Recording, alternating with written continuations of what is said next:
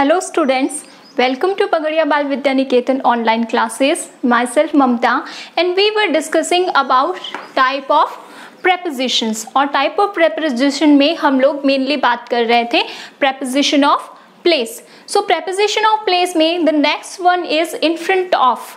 In front of का मतलब होता है सामने की तरफ. तो अगर की वर्ड की बात करते हैं या की पॉइंट्स की बात करते हैं, a position facing someone और समथिंग, एक ऐसी पोजीशन जो कि फेस कर रही है या तो किसी पर्सन को या फिर किसी चीज को, यानी कि दोनों सिचुएशन में इसका यूज किया जाता है. So we can understand it by an example. He parked his car in front of my house. ठीक है, तो उसने अपनी गाड़ी पार्क की. कहाँ पर पार्क की? In front of my house. Here my house stands for a noun. और ये जो है he parked his car, other part of sentence. ठीक है, तो preposition, what is a preposition? That links or joins other part of sentence with the noun. तो यहाँ पर in front of जो है वो हमारे noun को इस sentence से जोड़ने का काम कर रहा है. ठीक है, तो in front of का मतलब होता है सामने की तरफ. The next one is between. between का हिंदी में मीनिंग निकलता है बीच में, बट among जो है उसका भी मीनिंग सिमिलर है, बीच में. सो अगर कीवर्ड्स की बात करते हैं तो समथिंग और someone, to be in the middle of the two things और टू पर्सन्स. केवल दो लोगों के बीच में या दो चीजों के बीच में किसी चीज की बात की जाएगी या किसी के बारे में बात की जाएगी तो हम बिटवीन का यूज करेंगे. For an example, the cat is between the two boxes.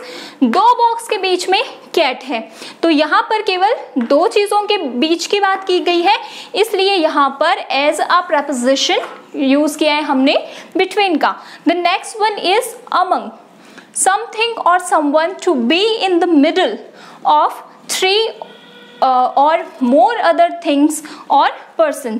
तीन या तीन से ज्यादा चीजों के बीच में अगर किसी की बात की जाती है या तीन और तीन से ज्यादा व्यक्तियों के बीच में अगर किसी चीज की बात की जाती है तो वहां पर हम अमंग का यूज करते हैं.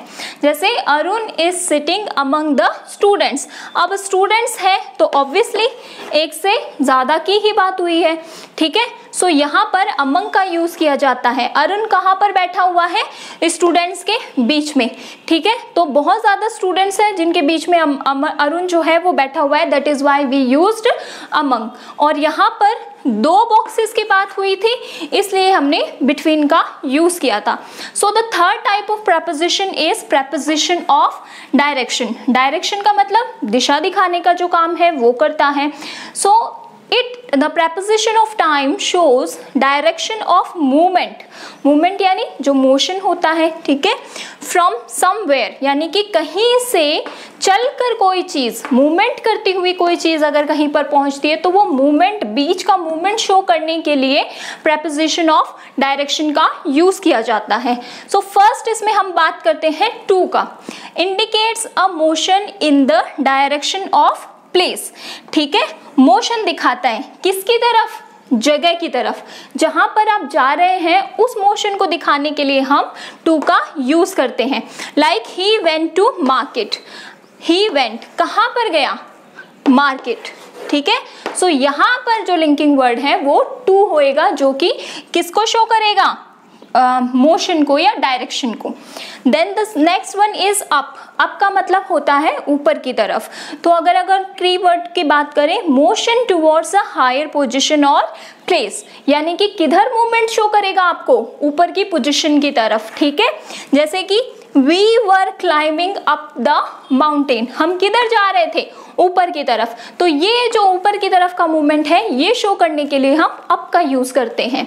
The next one is down. So it motion towards a lower place और पोजीशन, यानी कि किस तरीके से मोशन दिखाता है?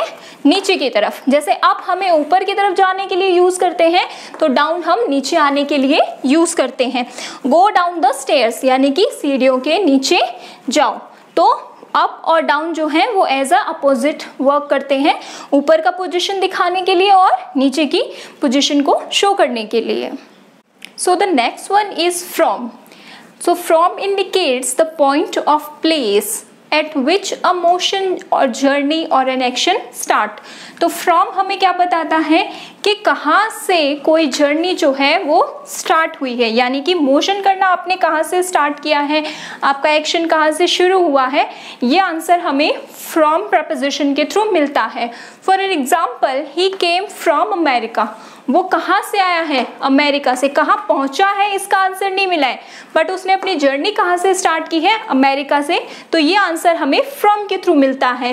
ही ड्रॉव हियर फ्रॉम दिल्ली, यहाँ पर वो कार चला के पहुंचा है कहाँ से, दिल्ली से। तो यहाँ का स्पेसिफिक जो है प्लेस का नहीं दिया है, बट कहाँ से चला है, दिल्ली से, ये हमें फ्रॉम के थ्रू पता चलता है। नेक्स्ट इज इनटू, ठीक है, indicates a motion towards going inside something. कैसे मोशन को शो करता है, गोइंग इनसाइड समथिंग, यानी कि किसी चीज के अंदर अगर आप जा रहे हैं तो आप इनटू का यूज करते हैं। ही केम इनटू द हाउस, कहाँ पर आया है वो, घर के अंदर, और घर के अंदर एंटर कर रहा है तो वो मोशन जो है वो अभी तक स्टार्ट ही है, ठीक है, घर के अंदर एंटर कर रहा है। He walked into the house, kitchen, कहाँ पर चलना, ठीक है, he walked into the kitchen, कहाँ पर चलकर आ रहा है वो, किचन के अंदर, यानी कि still he is walking into the kitchen. The next one is out of, ठीक है, इनसाइड इनटू जो है उसी का अपोजिट जो है आउट ऑफ होता है। Motion towards outside of something, यानी कि किस तरीके का मोशन है, बाहर की तरफ जाने का संकेत जो है वो हमें आउट ऑफ से मिलता है। He is going out of the town, वो क्या कर रहा है, टाउन से बाहर जा रहा है। तो जब आप कहीं से या किसी भी प्लेस से बाहर जाते हैं तो आप आउट ऑफ का यूज करते हैं। नेक्स्ट इज अक्रॉस, अक्रॉस मतलब पार करना, ठीक है, going to the other side, एक साइड से दूसरी तरफ जाना, रिवर और रोड और समथिंग स्ट्रेट, लेकिन ये हमेशा दो चीजों के बीच में, यानी इस पार से अगर उस पार आप जा रहे हैं तो आप अक्रॉस का यूज करते हैं। दोनों चीजें स्ट्रेट होनी चाहिए, ये जो है कीवर्ड से हमें पता चलता है। दोनों चीजें स्ट्रेट होनी चाहिए, चाहे वो रोड हो, चाहे वो रिवर हो, चाहे वो कोई लेन हो, बट स्ट्रेट होने के अर्थ में एक जगह से दूसरे, एक साइड से दूसरी साइड जाने के लिए आप अक्रॉस का यूज करते हैं। For an example, he went across the river, एक साइड से दूसरी साइड गया, मुझे पता कैसे चला, he went across the river, ठीक है। Then I walked across the road, मैंने जो है वो रोड जो है एक साइड से दूसरी जगह पार की, ठीक है, चलकर जो है वो एक साइड से दूसरी साइड में रोड की गया।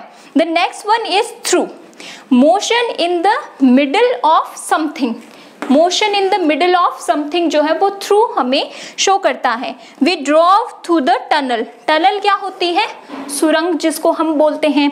तो हम गाड़ी चलाकर किसके अंदर से निकले, हम गाड़ी चलाकर किसके अंदर से निकले, टनल या फिर सुरंग के अंदर से।